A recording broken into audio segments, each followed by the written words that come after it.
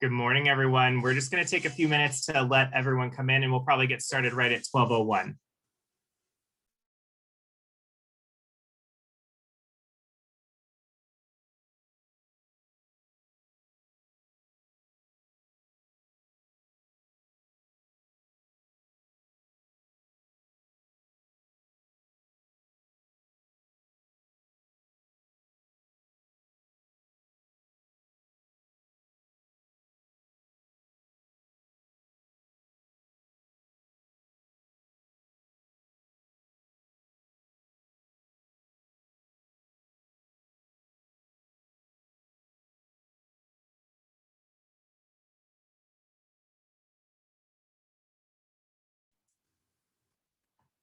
All right, good morning, and thank you to everyone for joining us for today's Learn United session on what the state budget means for children and education. Our mission at United Way of Central Ohio is to improve the lives of others by mobilizing the caring power of community. In order to do that, we created our engagement series as a way for the community to hear more about current issues and trends happening right here in Franklin County and across Ohio. Today's topic is so important when looking at the work of your United Way here in Franklin County. Children and education have long been a major priority area of United Way. Just in 2021 alone, we invested $4.2 million in 68 programs at 55 local nonprofits focused on student success. But we know that investing in strong programming alone is not enough. To make large-scale and systemic change, it is crucial for United Way to engage in advocacy and public policy, and we do this work alongside our community partners. Today, we have a panel of those partners and experts who work tirelessly on behalf of the children of Franklin County and across Ohio. So I'd like to introduce Shannon Jones, Executive Director of Groundwork, Ohio, Tracy Najera, Executive Director of the Children's Defense Fund, Ohio, Colin McGinnis, Chief Executive Officer of Southside Early Learning, and our moderator for today's discussion is Dr. Eric Karolak, of the Chief Executive Officer at Action for Children. So again, I want to thank everyone for being here. We look forward to the conversation today, and please feel free to ask questions throughout the conversation in the chat. So I'm going to kick it over to Eric to get us started. Thanks, Garth, and thank you everyone for joining. You know, we're all interested in public policy, in education, in children, the future of our communities. And I thought it would be a good way to begin by having each of the panelists talk a little bit about how we came to where we are with policy around education issues. I personally am an economist by training, focused on women's labor force participation rates, a kind of obscure thing, more important in the news today. And I once wrote a mammoth study on childcare financing that got some national attention, ended up in a series of leadership roles at the nation's largest technical assistance center, and founded an advocacy organization with over 10,000 childcare centers participating around the country. Family brought me back home to Columbus and Action for Children, where we sort of sit at the intersection of policy and practice. We serve children, and a few hundred children, but mostly adults, teachers and parents, about 9,000 teachers and parents, and more than 1,000 childcare providers in our 7-county region. Action for Children sits at the intersection of policy and practice. Much of our work is focused on helping children, families, or providers meet state or local government goals or requirements. And our data is used to inform policy and advocacy itself. We track, for example, enrollment in childcare programs throughout the region. Our latest data show that nearly 1 in 6 childcare programs operating at the start of the pandemic are now closed. And so for us, this is a lived experience. For me personally, it's one that transcends just curiosity. And I'd like to ask each of the panelists if you could share a little bit more about how you came to this work, about your organization and the work it does in this space.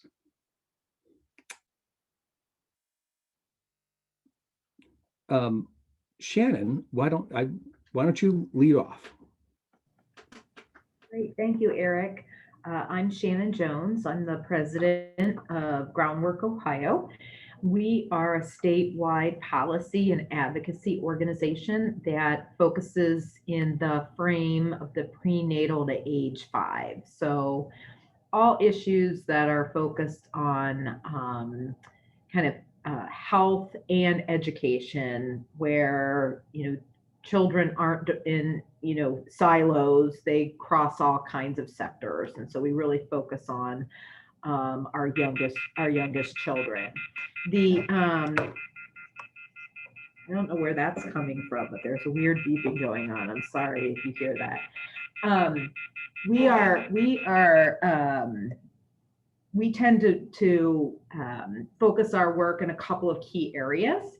So we do a lot of data analysis of statewide and national data to understand how young children are doing in our state. We do original research in wanting to know what kinds of policies and practices make sense in the state. And then we do advocacy in support of those policy and practice changes. So we have a multi-stakeholder group that we consult with and work with on a regular basis. And our work is really integrated in really wanting to be focused on equity. And so as we continue to dive deeper in our work, it's always through an equity lens, and always really trying to put the families and parents that are making decisions on behalf of young children kind of front and center in the decision making and policy. So while I'm sort of, Eric, I guess I'm a recovering politician, having served 10 years in the Ohio General Assembly. I've always been interested in issues that impact young children, and so this is just a continuation of that. Excellent. That's almost like a call to quorum ringing for you. Thanks. And Colin, you're next on my screen. We didn't script this out that way exactly, but do you want to take it over? Yeah, so my name is Colin McGinnis. I am the Chief Executive Officer of Southside Early Learning. Southside has been around since 1922, providing holistic, high-quality early childhood education for children, predominantly in the Southside, but now across Columbus, which we are very excited about with our classroom programs. Recently, we've developed a few other initiatives that we've been rolling out, both Project Noodle, which is a professional development institute, and then the Center for Early Childhood Innovation, which is thinking about work that we could be doing to really push the future of what early childhood is going to look like, and how we can test those not just from a research perspective, but also in classrooms themselves, and really bridging the gap between research policy and practice through that work. The way I ended up in the advocacy space for early childhood, in a past life, my work had focused on the early childhood workforce, which it still does, but more so from the academic institution side of things, and early childhood equity, and realized both of those issues were honestly driven by the policies that we put in place at the state, local, and federal level. And that's how I stepped into that area. And in past roles, I have been the Director of Policy, Advocacy, and Research for a K-12 equity organization. I spent some time working on campaigns and shaping what the future of early childhood legislation could look like. Great, thank you. Tracy, you're batting cleanup on this introductory question. All right, sounds good. Well, my name is Tracy Najera. I'm Executive Director of the Children's Defense Fund of Ohio. And Children's Defense Fund is a national organization, Ohio being its oldest state office, only one of 5 state offices nationally. And as an organization, we were born out of the civil rights movement, with our founder being the policy director for the Poor People's Campaign. And through that experience, she found that, or came to the realization that children need their own civil rights movement. They have no vote, they have no voice, they have no power. So it's up to adults to make decisions on their behalf that serve them and their future.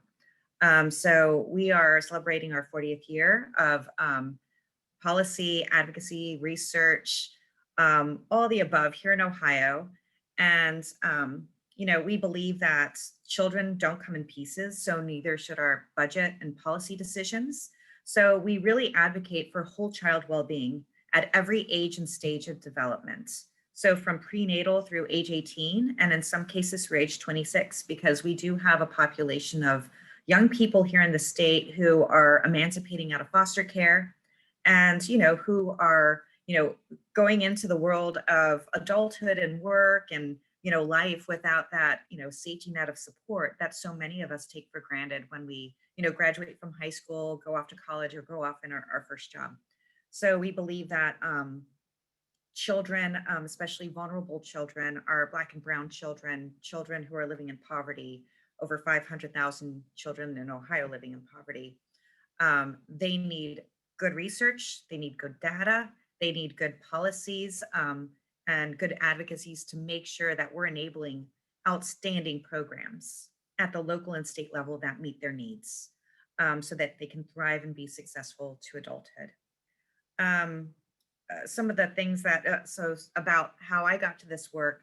So, I actually started my career at Children's Defense Fund as a research fellow right out of grad school over 20 years ago, and was with the organization for about 2 years. At the end of my fellowship, I knew that this is where I wanted to be. And so I spent a lot of time in between getting a lot of varied experiences at the local, state, and federal level, managing grants, managing large programs, being a consultant, for school districts and national philanthropic foundations. And my journey led me back here to where my heart is. So I'm where God has placed me, and I'm at home. And I have a doctorate in education. So I do a lot of work around, or I did a lot of work around human capital, especially theories of work motivation in the education context. And yeah, that's pretty much me. And so thank you for having us. Thank you. We're very lucky. Congratulations on the 40th anniversary. And we're very lucky in Ohio to have a CDF chapter and to have a statewide early childhood organization led by Shannon. And we're very lucky in Central Ohio to have not only you, but also standout childcare program providers like Colin. You bring a rich array of expertise to this issue and make sure that things progress as best they can. Let's dive down a little deeper now that the audience knows us a little more, and try to really get into the connection between public policy and education at various levels.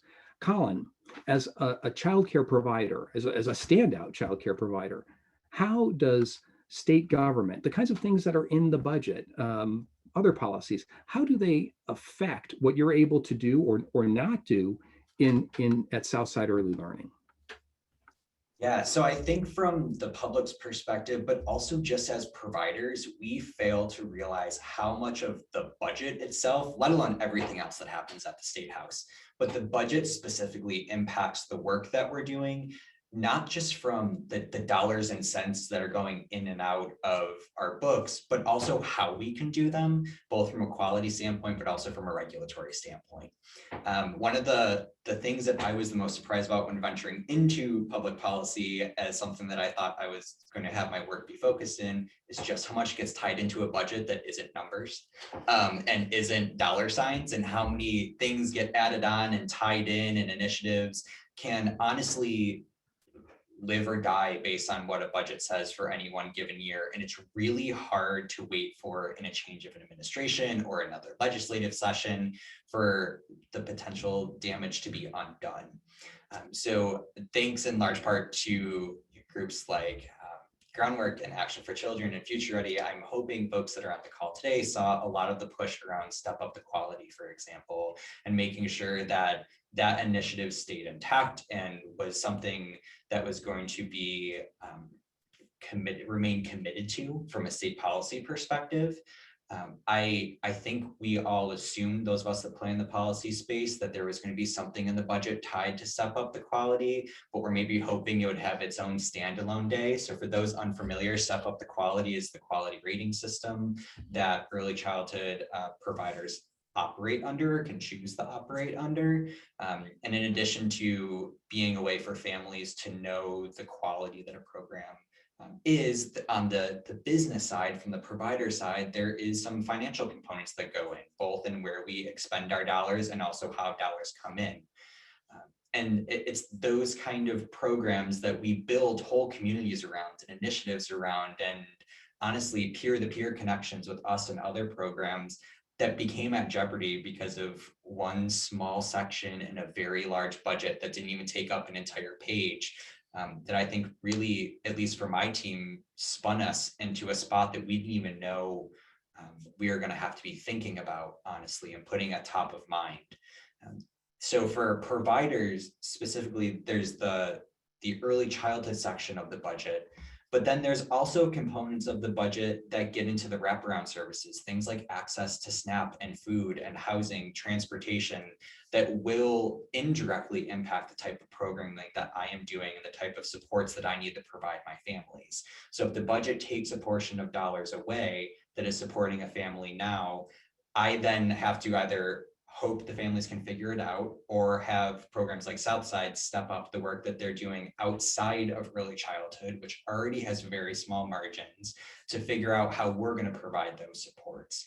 And I think as a community, one of the things I'm hoping we can take away selfishly from the early childhood side, but for families and children broadly across the state, is how important the budget actually is for the work that organizations and agencies are doing in the day-to-day, and fully understand that just because Southside is a provider and we operate classrooms and provide exceptional care, we can't be naive to the fact that there's so much more in that budget that will impact our work, even though it's not the work that we're assigned to be doing based on the type of organization that we are.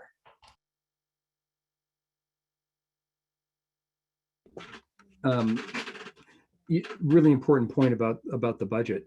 Most families, though, they're paying for childcare with what's in their pocket. They're privately paying themselves. And for those who can't afford that, there are public funds available. Publicly funded childcare is what we call it in Ohio. And that's a bit different picture, right, than in K-12, where the bedrock of American democracy, I like to say, hopefully, is free public education. Tracy, you've got a lot of experience on the K-12 side of things. How does it work there? How does state government affect the K-12 system, all hundreds of districts that we have in Ohio? Right. So public education is a delegated responsibility to the states. So every state is responsible for the funding of their schools, is responsible for the organization of them in terms of, your school district boundaries, your curriculum, your standards, all of those things. So in the state of Ohio, we have 88 counties and we have 610 school districts. So we have more school districts than, states of our size or even, larger. But with that, with every school district, you have, their own set of circumstances, whether it be their wealth, community standards of what they want, for their children. But one thing that the state needs to do is make sure that they have a uniform school funding system that is equitable, that treats every school district, fairly in terms of their funding. And so I think a very big thing that happened this year was, number one, the Fair School Funding Plan, which is the new school funding system, was enacted in this budget. Now, putting this in the broader context, we're coming off the heels of this pandemic, right? I mean, we're still experiencing some stuff here in our communities, but our children were out of school for quite a while. And, many of them returned back in the spring. But we have to remember what this did to the whole child. So children don't show up at school, just ready to learn. Many of our kids thankfully do. But many of our children, what we saw through the pandemic, were experiencing things like housing instability, lack of internet, right? Food insecurity. Many parents, had experienced some economic instability as well. And when families experience this, it's very much felt by the children. And so we saw increased rates of depression, hopelessness, through the US Census Bureau's household pulse survey snapshots when they would survey samples of families. We were able to see in real time, what was going on with samples of Ohio households. And, I think that this is an opportunity, this budget is an opportunity to address those, those concerns and those challenges, and making sure that our children are in a good place. So when they do go to the school, right, they are ready to learn. They are ready to engage in all those, hard skills and soft skill kind of endeavors that we need them to. And also so they can be healthy children that can thrive into adulthood. So our school districts, which are really our anchors in many of our communities, they have a large, I think they have both a large job ahead of them. They also have a huge opportunity, and we need to treat this as an opportunity. And at the state level, I think funding our school districts adequately prepares our districts, to be ready for their kids, to be ready to welcome them back, and treat this as an opportunity for healing and learning, to get them not necessarily like back on track, but get them in a good place where they can be successful and really achieve. I think that the other thing that happened in this budget was there was also a lost opportunity. So Governor DeWine, in his first budget as governor, he had set aside dollars for something called student wellness and success. The state of Ohio, even before the pandemic, we were experiencing some significant challenges with our rates of suicide, with behavioral health in children. I mean, you can't, even before the pandemic, you couldn't open the paper without reading about the lack of capacity or lack of providers, to provide services for children with mental health or behavioral health issues. And, so as you can imagine, after the pandemic, this is also a challenge. But Governor DeWine had set aside dollars in his first budget to start addressing some of these issues. In this budget that was just passed, those dollars were actually folded into the new school funding model. So great news about the new school funding model, not so great news that they folded those dollars in.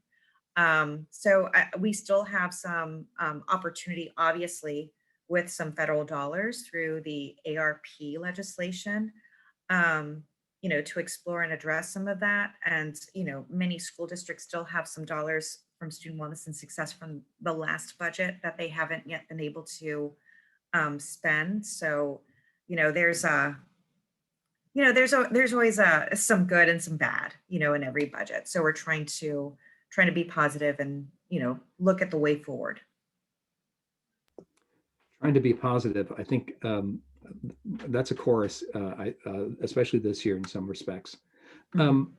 So Shannon, we heard from Colin about how the state budget affects his program and the connections he has to others in the community, and the mix of both public and private, and the mix of funding and regulation. And that's something that also popped up with Tracy's comments about the state and the local government districts affecting what reality is in individual schools, and something about what Children's Defense Fund looked forward in this budget. Bring us back now to early childhood. My own bias, forgive me, and tell us a little bit about what Groundwork was looking forward to in this year's budget, what you were hopeful for, and maybe that those making the best of kind of assessment of how things turned out. Yeah, sure. Thank you.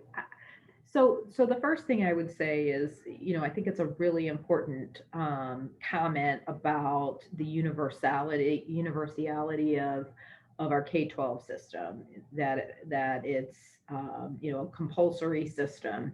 But if we were designing that system today, it would not start at age 5, because we know so much more about the brain science and the research around human development, and how, the very first 1,000 days of a child's life really sets that foundation for social and emotional and executive functioning skills that really help them learn throughout life.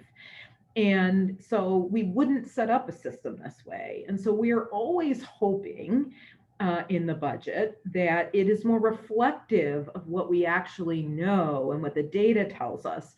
and that there is a greater attempt to have a K-12 system not start at the age 5, but really reach down earlier, consistent with the research to really prepare children for lifelong success. So we always miss the mark on that, but that is always our first hope. And the reason why we have to be vigilant on that point is because while it is true, many of our children start kindergarten on track and ready to learn, the real fact is that most of our children in Ohio do not start kindergarten ready to learn. Only about 41% prior to the pandemic enter kindergarten ready to learn. And we have every reason to believe, based both on some sample testing as well as logic, that the pandemic has really made that matter really much more difficult. And the reason that's important is because not only do they start kindergarten behind, they're more likely to be behind at 3rd grade reading and at 8th grade math. And really their ability to enter college or career training and a job. And so it's a really important issue. So we're always hoping that there's more thoughtfulness about that. And so we really didn't get that. In fact, we were really disappointed when throughout the process, there were efforts to really undermine what Ohio has been working to build for more than a decade in some semblance of a publicly funded quality childcare system. And, it's even before the budget wasn't nearly robust enough. It wasn't, we weren't getting enough children access to it. Ohio has one of the lowest eligibility rates in the country for publicly funded children. Meaning in the state of Ohio, children only qualify in families that make less than 130% of federal poverty. The upside is we did get a modest increase in eligibility. So now families up to 142% of federal poverty would get some subsidy assistance to be in the child care system. But there is a direct attack on quality. And what this state doesn't need, with only 41% or less of our children entering kindergarten ready to learn, is we don't need more babysitting. We actually need more access to high quality, developmentally appropriate, consistent with the science, the types of programs that Colin is running that really prepare our children, our most vulnerable children, our children who are experiencing poverty, our children who live in our rural communities, our Black children, that are really preparing them for school and beyond. So it was a mixed bag. And while I think we've yet to have the political leadership to really lead in building a system, we actually experienced through the budget process a head-on attack to undermine our system that we've been too slowly developing over time. It is hard to focus on the positives all the time, even though it's important in terms of keeping momentum going. I'm struck by, you both referenced a kind of pivot in the middle of the budget process, challenges to school funding formula, challenges to the quality infrastructure. And Colin talked specifically about how Step Up to Quality was important to him and his program. If there is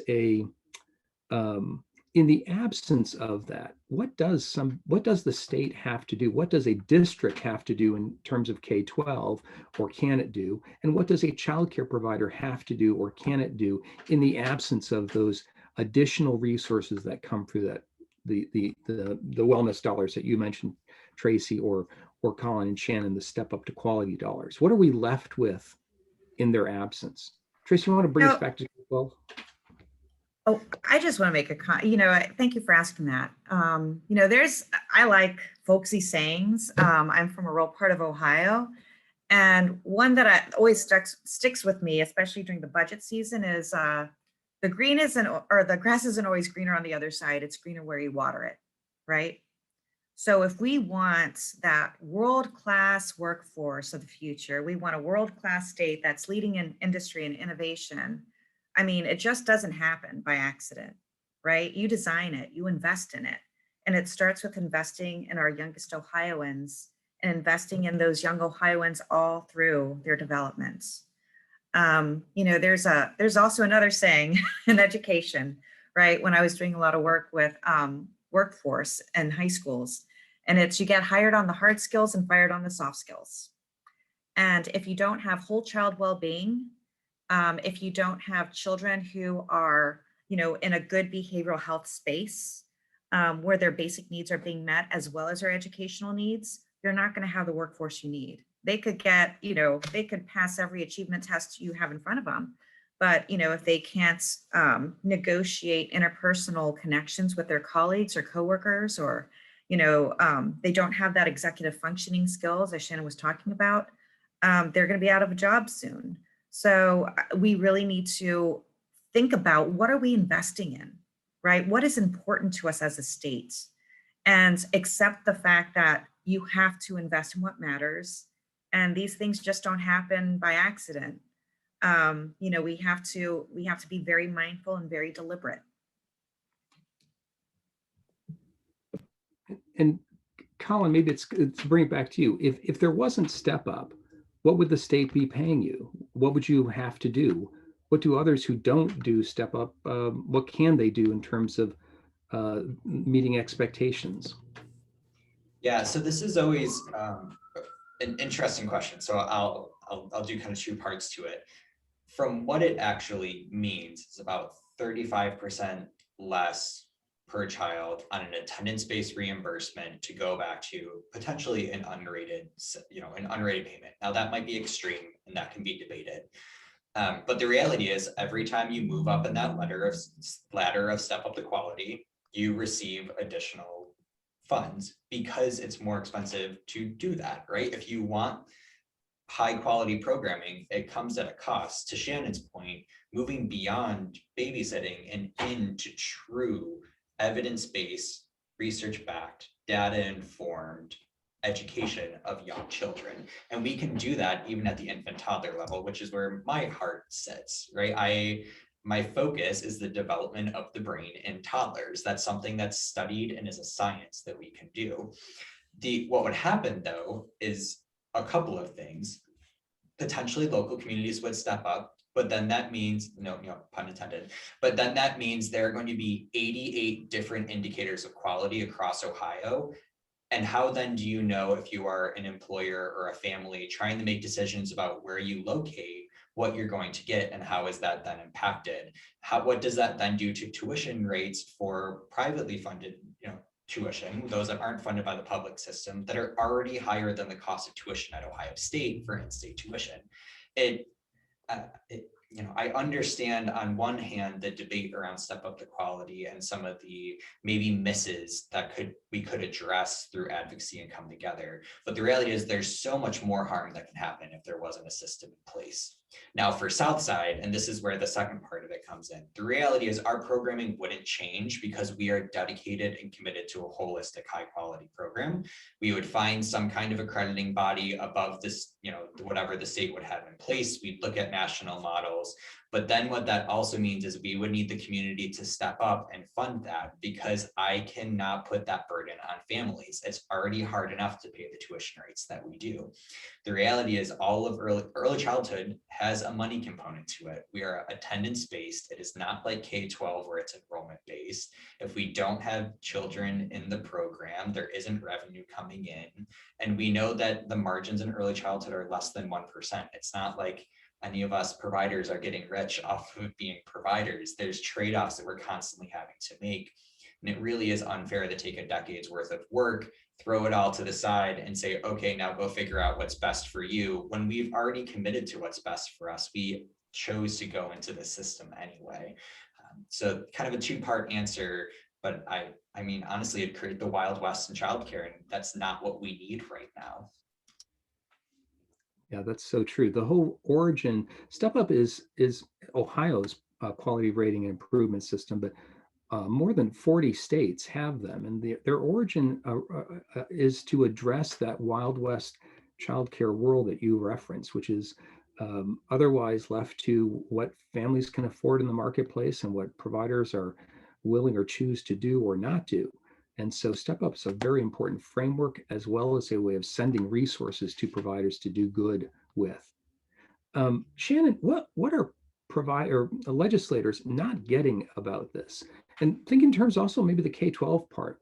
Why is it that we have a challenge in helping them understand that this work is so important, whether it's with building brains with babies or doing STEM with middle schoolers?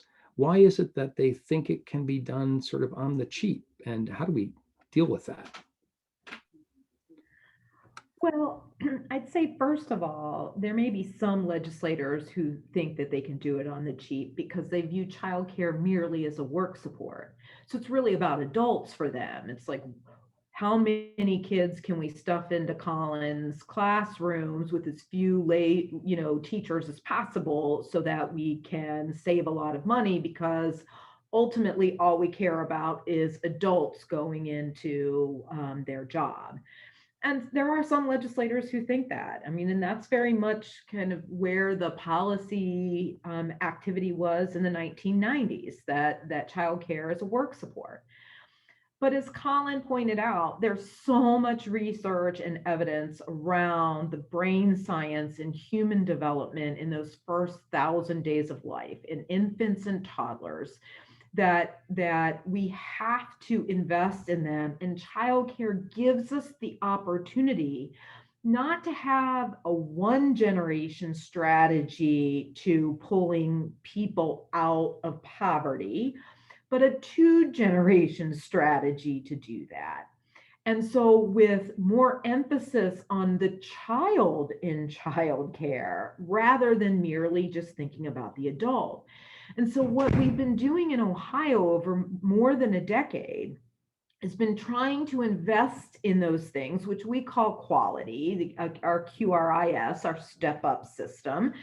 But it's layering resources on top of just a work support, but layering into that so that we're taking advantage of these trusting relationships that happen in a classroom by people who are trained in the science and research and pedagogy of a classroom, and nurturing those children to be successful too. And that's the piece that a lot of policymakers get hung up on is, yeah, well, if we do that, it costs more money.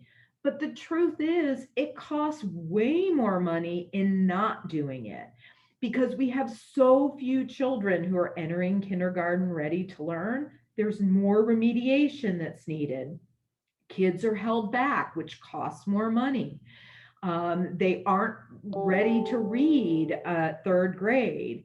They aren't, they're more likely to be on the system through their life. They're less likely to be connected to a job.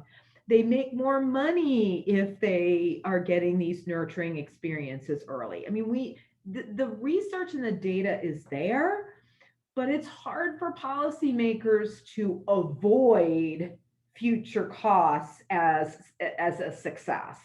They have to balance the budget in the moment. And to do that in the moment, they can't capture savings in third grade or eighth grade, or with more job training or more remediation or access to the juvenile justice system. Those things cost us more money, but they can't balance the budget on that. So there's this reality around Ohio has to have a balanced budget. They can only, spend so much money. And even if they know that they're being penny wise and pound foolish, they can't help themselves because they have real needs of today. The last thing that I would say is, adults, and Tracy kind of alluded to this as she's talking about the evolution of CDF, is adults have lots of influence in the legislative process. I mean, even in the K-12 system, which, Tracy's point is well taken, that system has never been well funded. I mean, arguably, those systems have need more resources.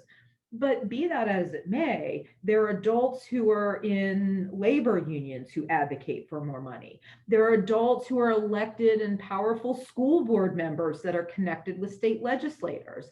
There are adults who are superintendents and school administrators who have associations and lobbyists who, again, adults are determining the priorities. And children and childcare, and particularly our children who experience poverty and our children who live in Appalachia and our children who are Black, they don't have those sorts of adults who have the power and the influence to make decisions. And so while it's important to understand the limitations that the legislature has, they have to balance the budget. You can't let them off the hook. And you have to be able to say, if this is a priority to prepare children for school and lifelong success and to have a workforce that can fill the jobs that we have, you have to invest in it. I love Tracy's statement is that about the grass, whether it's greener on the other side or if it's actually green where you water it. This is a perfect example of that.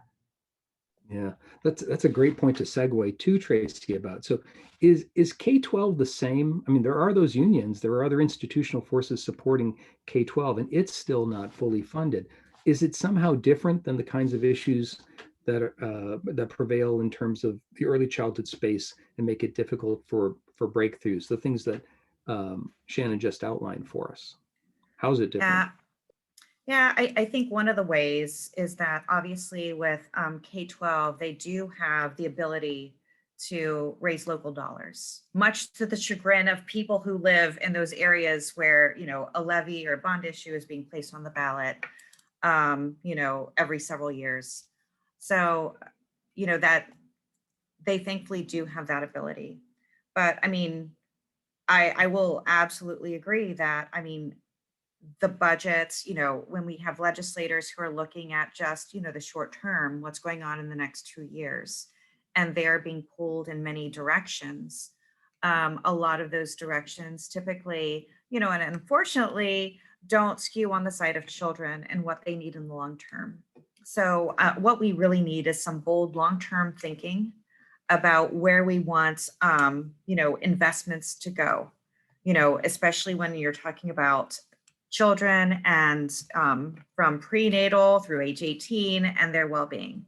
Now for the K-12 system, yeah, there are many, many adults who are advocating, and they're advocating for things like, well, we want a less expensive school funding system, or we want, to ban certain things in our schools, or we want, but, and the thing is, many adults who are advocating, they all want what's best for children. They really do. I have yet to meet someone advocating for K-12 that does not like children or is not looking at their, best interest in the long term or in the short term. However, we do have a different way of getting there. And I am of the camp that a properly resourced school district and educational experience from early childhood through grade 12 will provide and will produce, the types of, childhood experiences and learning experiences that prepare children well for success in life, whether it be in workforce, military, public service, what have you. But that means, looking at not only what's going on in the classroom and that, teaching and learning, but also making sure that that child is not living, in isolation, right? As their own little being, but they're living in a community and they're living in a family.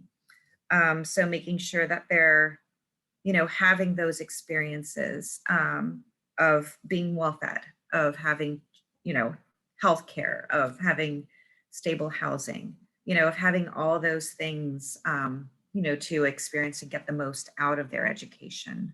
And and the most out of, being a healthy, child. So I guess my point is, I can't just advocate for one particular area when I talk about, education. I mean, I'm really thinking about, did that child get sleep the night before? Or did they have to stay up all night because mom locked herself out of the apartment, because she was fighting with her boyfriend? Did that child, did they go to school that day? Or did they have to stay home because their younger siblings didn't have childcare and mom needed help or dad needed help? So the child was put in a position of having to watch the younger ones. So there's all these things that we need to consider and think about where our safety net is in Ohio for these, for families that are struggling and challenged. Yeah, I'm mindful of the clock and some questions that have come up, but that point you just made underscores that holistic approach around children. It's an essential part of what Colin does at Southside. They don't just feed the mind of the child for a few hours. And so that's maybe something to come back to before we begin to wrap up in a little while. But one of the questions that come up is around the role of the federal government, federal funding in particular. And there's a lot of talk we hear in the news about relief bills, but even before pandemic and relief, talk a little bit about what is the federal government's role in education writ large, whether it's early childhood or K-12, and maybe let's segue into what's going on currently with the relief bills. Who wants to, Colin, we haven't heard from you, or who wants to jump in on that one? That's a question from Gregory Lee, and Paula Neal actually also referenced it. Well, I'm happy to take a stab at it. There's a distinction to be made again between the K-12 system and the so-called early childhood system. Yeah. The K-12 system is almost exclusively funded by state dollars. It's in our state's constitution. There is, notwithstanding Tracy's very legitimate issues about wanting to focus on the whole child along the life course, we know that the K-12 system is always going to get funded. It's where the vast majority of our state dollars go. We can argue about whether or not the formula is distributing the money right. We can argue about whether it's enough money, but half of our resources in the state of Ohio off the top go to the K-12 system, and it's a lot of money. So they're at $12 billion now. They, were $10.5 billion, a couple of years ago. Yes, there are going to be some additional federal dollars that layer on top of that for a short period of time, but this is really a state system. The early childhood system isn't a system at all. What it is a few funding streams that are very sparse from the federal government that are serving dual purposes. So the biggest one has to do with childcare as a work support. So whether it's through, our TANF block grant, so a specific, one federal stream of money, or whether it's through our child care development block grant, that is another block grant stream of money from the federal government. It's not really supporting a system. It's a funding stream for which we've got some flexibility to make some determinations about who will benefit from that. And again, the purpose of this originally was about a work support. Once again, about adults. It's about how do we get people to work and connected with the workforce. And so that theory has changed over time, as we've talked about. And so the federal government has increased their kind of focus, trying to encourage states to make investments and requiring the states to pass on some requirements around quality, because we know that it's not just about the adults, it's an opportunity for a two-generation strategy. In Ohio, we have really failed to put in state dollars to match federal dollars to really build out a robust system, which is why our reimbursement rates have been woefully low from the get-go. It's why we haven't really expanded the access, why, to get into a public subsidy, it's, you're dealing with families. When we know families up to 200% of federal poverty really need childcare support, and we're only doing up to 130%, that's a missed opportunity there. And the workforce that we rely on in Colin's program and others around this state are making on average $10.67 an hour. So many of them are dependent on the social service system out there to supplement their income. And so, that is not the case in, the K-12 system.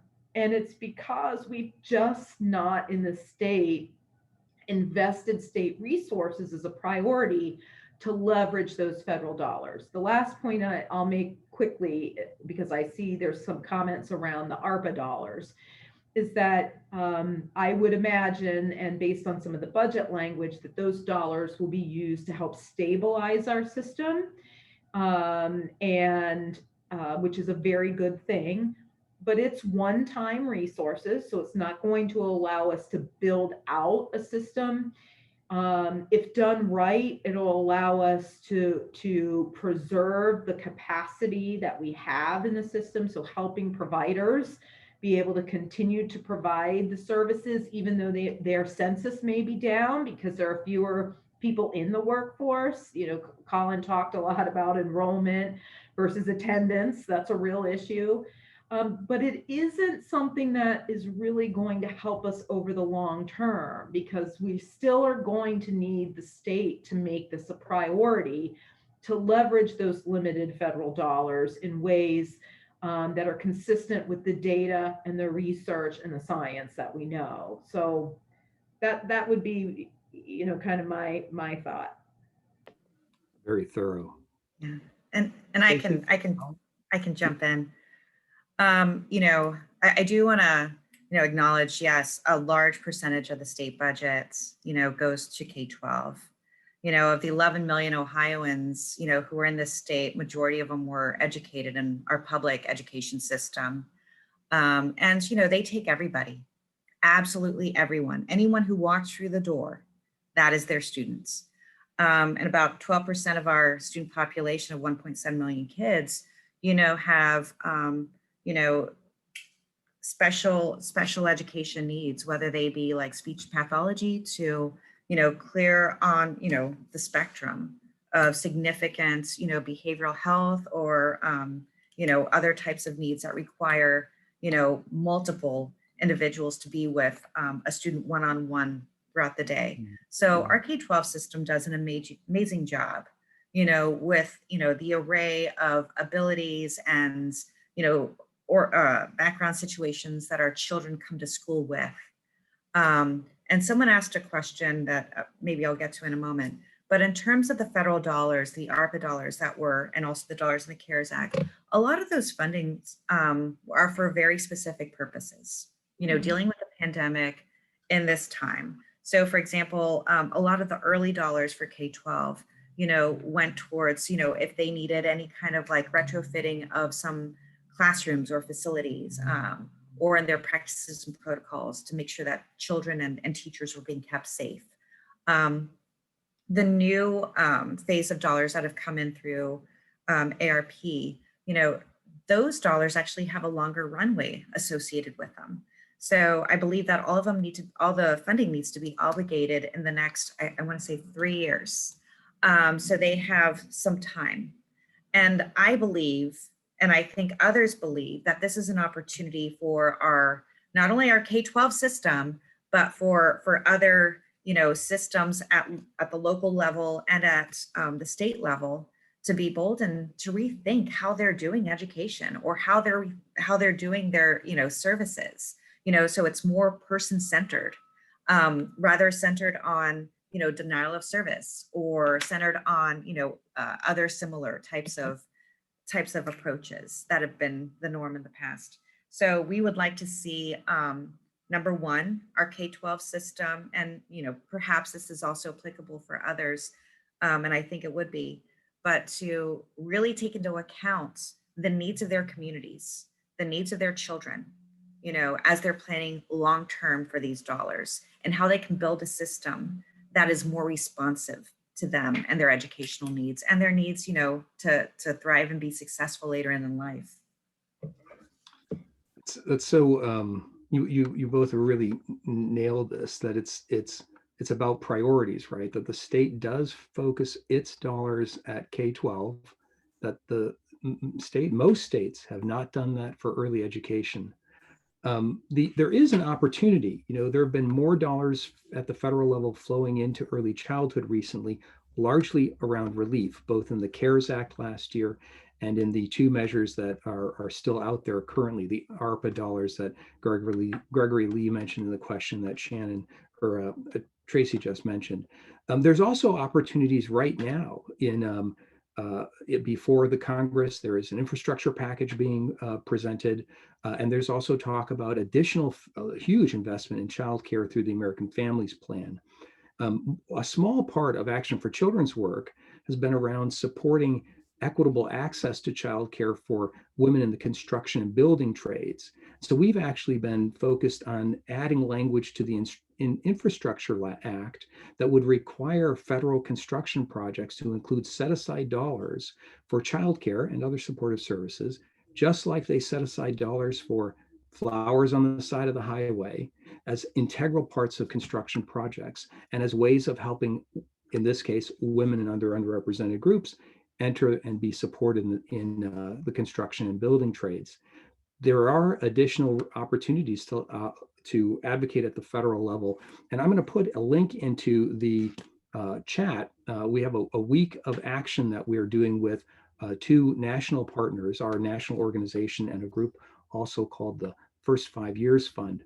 And so it's an opportunity, if you would like, at the end of the webinar, to take action now and support those additional federal resources beyond the one-time dollars that are mentioned. Gregory, Tracy, and others have mentioned around the ARPA, the American Rescue Plan. Hey, we're closing out of time. We've only got a couple of minutes left, and we really need to leave the audience with some sense of what can you do aside from that link that I just shared, but what should we be thinking about ahead, and maybe who should be at the table. Shannon, I know you've done a lot of work with families. Colin, you have a strong family component to your program. Is there something we should be thinking about and telling folks who are listening with us here on the webinar they should do as we look ahead to the fall and next year, the next legislative cycles and budgets? Yeah, so I'd like to kick off cap a little bit on the last conversation, then go into what can we all do as a community. So the thing to remember with the ARP dollars and what's happening federally is a little bit to Shannon's point, and the difference between K-12 and early childhood is we need stability for an already broken system that was broken well before the pandemic. And the reality is the relief dollars that are coming through are not coming fast enough. The bridge funding and the gap funding that was provided to early childhood programs brought us back to maybe where our books were before, which we already know was not the cost of care. And every day that we delay on acting on those dollars from the early childhood perspective is a day that a program gets closer and closer to being at risk of closing its door forever and perpetuating the childcare desert problem that we have in Ohio, where about 40% of families in Ohio do not have adequate access to care. The other thing with the federal pushes right now are really focusing on 3 and 4-year-olds and preschool. And we know that infant toddler is a barrier. There's not enough infant toddler capacity and slots already. A lot of federal programs and supports are focused on preschool, and it's not enough. We need to really start making advocacy pushes to include infant and toddler care into early childhood as a component of education, because we know so much good work is happening there. So from a how can we get involved standpoint, nice segue into that, we need to champion families and children. And there are a lot of ways that we can do that. We can, like every nonprofit will tell you, put your time, money, and energy into investing into communities, time both from a volunteer perspective, but also get on the phone, send a tweet, send an email. There's a lot of noise that we can make as a community to support not only initiatives that are currently in place, but get elected officials at the local, state, and federal level thinking about bold and robust changes to the systems that we have. The other thing, now more than ever, nonprofits, all the nonprofits on this call, Southside Early Learning, the united way that coalesces all of us together, put your dollars into action. If this is something that you actually care about, all the programs here have already been vetted by the United Way, saying that we've done good work. Put your dollars into the United Way so they can send their dollars into student success, and we can continue to do the work that we're doing while we fight and advocate for the dollars at the state and federal level to actually come into place for us to do the work that we need to do. And I'll kind of cut it short there so I can let the others talk with the last little bit of time that we have. Tracy, Shannon. What needs to be done? I think Colin said it very well. There's no sense of burying the lead. You have to engage. You can certainly engage at the programmatic level, but from a statewide policy perspective, really engaging in the advocacy efforts. You can certainly go onto our website and you can sign up for our e-news, and that will alert you to ways to be involved in real time. And, we invite you to do that. But at a kind of 50,000 foot level, if you don't know who your policymakers are and you don't meet with them and you don't engage with them, you're losing the opportunity to really share with them what you care about. And as a former legislator, I know that they listen to their constituents. And while, it doesn't mean they take everything you say as the gospel, but they certainly consider what people in their own communities are saying they value. And so they need to hear from you. And so whether it's through ways that Groundwork can enact, can mobilize you for action, there's just no substitute for inviting them into your space, educating them about what you care about and how you're operating, and getting the community to sort of echo that. Yeah, and I would absolutely agree with everything that Colin and Shannon has said. I think that, reaching out to your legislators regularly, you would be surprised, by how much I think power your voice has. And I think that we all need to exercise that, especially our youth. And I think number one, that's important. Number two is if you're an employer or, in a situation, where you have staff, just being very cognizant of their needs. I know one particular employer here in Central Ohio, kind of on a dime, demanded like all their staff come back the following month without really regard for, childcare or, what their kids were going to do for the summer. And, that to me, that hurt to my core. And I'm feeling for those families because they're struggling and they're having to make impossible choices. So I would say, let's be thoughtful about what's going on around us, what your situation is and that of your employees and your, other folks that, are in your orbit, in your communities, because there's a lot of, a lot of juggling going on. And we need to get to a point where, we're not depending on the kindness of strangers or the kindness of neighbors or putting, responsibilities on older children to care for younger children, right? We need to get a place where we all have quality. We all have something dependable that we can, feel good about sending our children to. And we're not, wondering year to year if that program's going to exist. That's really unfair to everyone. Yeah, that's so right. I'm going to turn it back to Garth, who will close us all out and thank everyone for being with us. Garth.